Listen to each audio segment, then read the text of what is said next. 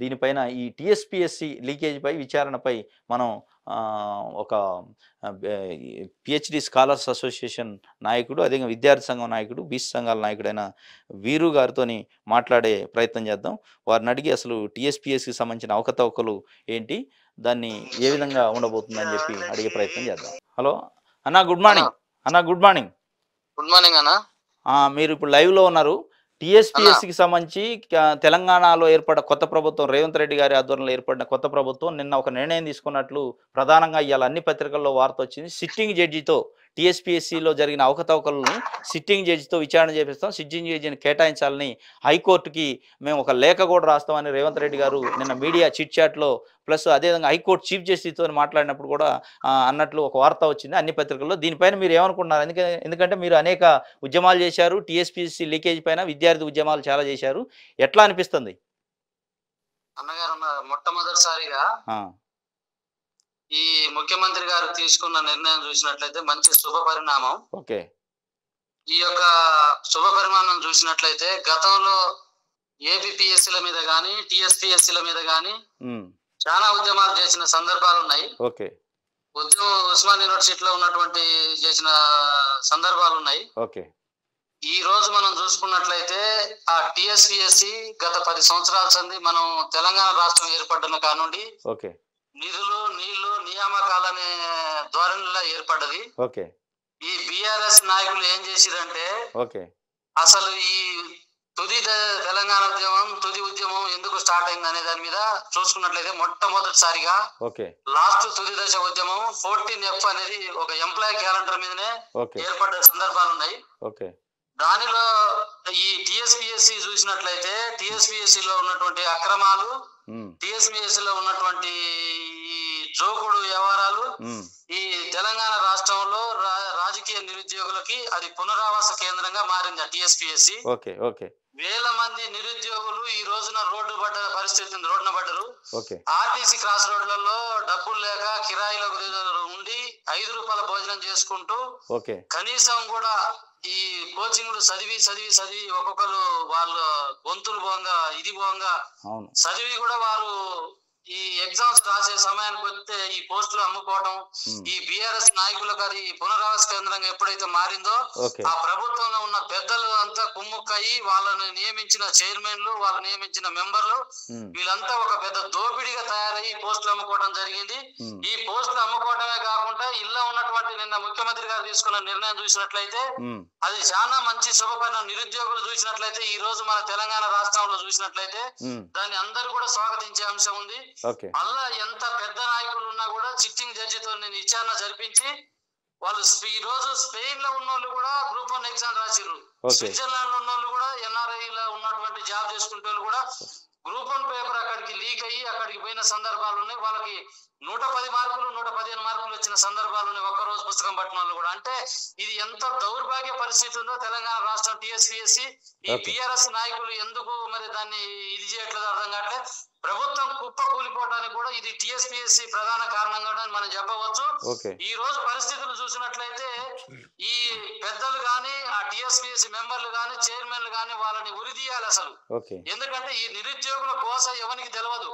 ఈ రోజు నిరుద్యోగులు ఒక్కొక్కరు డబ్బులు లేక బతాయి బత్తాలు మోసుకొని కొత్తపేట మార్కెట్ లో పనిచేస్తారు, సుధార్ పనులు పోతున్నారు, రోడ్ల మీద ప్లాట్ఫామ్ మీద ప్లాస్టిక్ డంబాలు అమ్ముకొని బతుకుతున్నారు. పిహెచ్డి చేసి ఉస్మాన్ యూనివర్సిటీలో ఒక్కొక్కరు వాళ్ళ జీవితాలు త్యాగం చేసిరు. ఎవరి కోసం వచ్చిందండి తెలంగాణ? ఈ రోజు ఉద్యోగస్తులు ఈ రోజు ఉద్యోగాలు చదువుకుంటే నిరుద్యోగులు ఉద్యోగం వస్తే మన కుటుంబం బాగుపడుతుంది, మన వ్యవస్థలు బాగుపడుతుంది. కనీసం పండగలో కూడా నిరుద్యోగులు ఊళ్ళలో పోకుండా ముఖాలు చూపించుకోకుండా పెళ్లిళ్ళు చేసుకున్న వాళ్ళు చాలా ఇబ్బందులు పడ్డ సందర్భాలు ఉన్నాయి. ఈ టీఎస్పీఎస్సీ మీద గనక ఈ నిర్ణయం తీసుకున్నందుకు ముఖ్యమంత్రి గారికి చాలా ధన్యవాదాలు.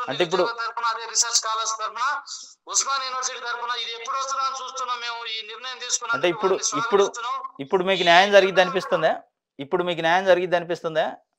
ఖచ్చితంగా 100% న్యాయం జరుగుతుందని మాకు అనిపిస్తుంది. ఆ పారదర్శకత, అందులో ఉన్నటువంటి ప్రొఫెసర్లను ఐఏఎస్ నియమించాలని ముఖ్యమంత్రి గారు ఆలోచన చేస్తున్నాడు. అది మంచి పరిణామం కూడా. వారికి ప్రత్యేక ధన్యవాదాలు కూడా తెలియజేస్తున్నాం. ఎందుకంటే ఒక టీఎస్పీఎస్సీ అంటే అది ఒక రాజ్యాంగబద్ధ సంస్థ. అందులో కనుక రాజకీయ బ్రోకర్లు, రాజకీయ జోకర్లు అలా పోయి టికెట్ అది పునరావాస కేంద్రంగా అయింది. దాన్ని ప్రక్షాళన చేయడం అంటే మొదటి దానికి వారి యొక్క సూచిక ఎంత ముందు చూపు ఉందని మాకు ఖచ్చితంగా అర్థమవుతుందండి శ్రీనివాస్ గారు. Okay, okay. ఇంకోటి ఇంట్రెస్టింగ్, నమస్తే తెలంగాణలో ఈరోజు ఒక ఇంట్రెస్టింగ్ వార్త ప్రచురించారు.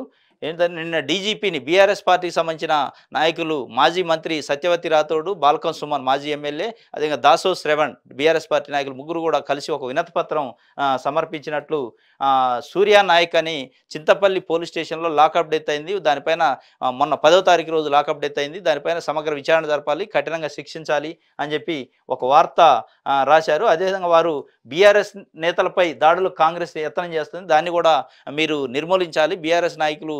ఎందుకంటే ప్రభుత్వం వచ్చి కూడా కొత్త ప్రభుత్వం 10 రోజులు కూడా పట్టుమని 10 రోజులు కాలే, కానీ మా పైన దాడులు జరుగుతున్నాయి. మేము 10 సంవత్సరాల్లో ఎక్కడ కూడా ప్రతిపక్షాలను వేధించలేదు, అదేవిధంగా ప్రజా సంఘాలను గొంతు నొక్కలేదు. ఆ గొంతు నొక్కే ప్రయత్నం, ప్రతిపక్షాలను వేధించే ప్రయత్నం కాంగ్రెస్ పార్టీ ప్రభుత్వం చేస్తుందని చెప్పి వారు ఒక మెమోరాండం నిన్న ఇచ్చినట్లు మనం ప్రధానంగా చూడవచ్చు. దాన్ని ఎట్లా చూస్తారు? మీరు అనేక ఉద్యమాలు చేశారు, ఆ ఉద్యమ సమయంలో బీఆర్ఎస్ ప్రభుత్వం ఎట్లా వ్యవహరించేది, ఇప్పుడు వారు చేసే కామెంట్ని మీరు ఎట్లా చూస్తారు?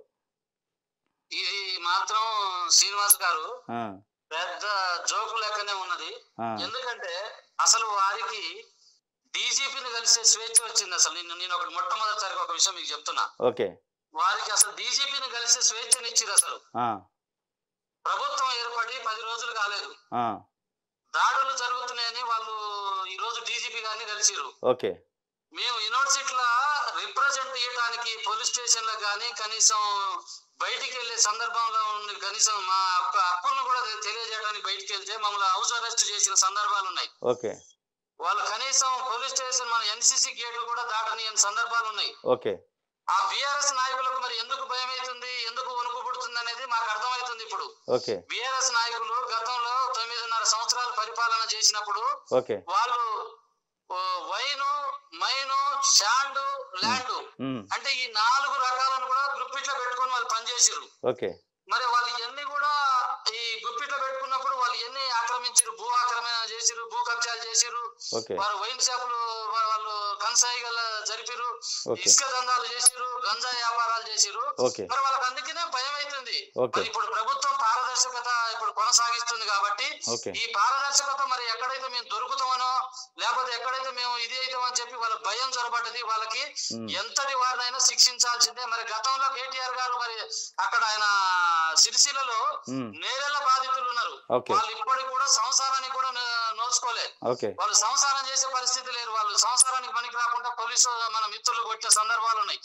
వారు రాజకీయ అండదండలు చూసుకొని పోలీసు మిత్రులను ఎట్లా వాడుకున్నారో వాళ్ళని మనం ఎన్నో పేపర్లు వచ్చారు, మీరు కూడా గతంలో చూసిరు, మీరు కూడా గతంలో చాలా సందర్భాలు చర్చించుకున్న సందర్భాలు ఉన్నాయి. ఈ నేటికి కూడా వాళ్ళు సంసారాన్ని పనికి రాకుండా చేసిండు కేటీఆర్ గారు. మరి వాళ్ళకి వారి పాపం ఎట్లా కొట్టుకోవాలి, ఎవరికి కొట్టుకోవాలి? మరి ఈ రోజు మాట్లాడేదాన్ని బట్టి టిఆర్ఎస్ నాయకులు, ఈ బిఆర్ఎస్ నాయకులు సిగ్గు లజ్జ శివునెత్తులు ఉండాలి. ఈ రోజు మన డీజీపీని కలిసి, మన డీజీపీ గారిని కలిసి మనం రిప్రజెంట్ ఇస్తున్నాం, మా హక్కులను కాపాడాలని చెప్పి అంటానికి కనీసం సిగ్గు లజ్జ ఉండాలండి. ఎందుకంటే ఫస్ట్ మనం ఒక మంచి పని చేసినప్పుడు దాన్ని మనం స్వాగతించాలి. మరి వాళ్ళకి ఎందుకు భయం అవుతుందో మీకు అర్థమై ఉంటది. వాళ్ళు చేసిన అరాచకాలు, వాళ్ళు చేసిన ఇటువంటి వాటి మీద చాలా ఉన్నాయి. గతంలో కూడా మనం చూసుకున్న సందర్భాలు ఉన్నాయి. వాళ్ళు ఎట్లా అంటే వాళ్ళు చెప్పు చేతలు పెట్టుకొని ఎమ్మెల్యేలు ఇసుక దందాలు, అదే విధంగా వైను, మైను అన్ని కూడా వాళ్ళు చేసిన సందర్భాలు ఉన్నాయి. కాబట్టి ఎంతటి వారినైనా శిక్షించాల్సిందే, అందరినీ గుంజాల్సిందే, బయటికి వాళ్ళందరూ జైలు పంపాల్సిందే. ప్రభుత్వం మంచి నిర్ణయం తీసుకుంటుంది.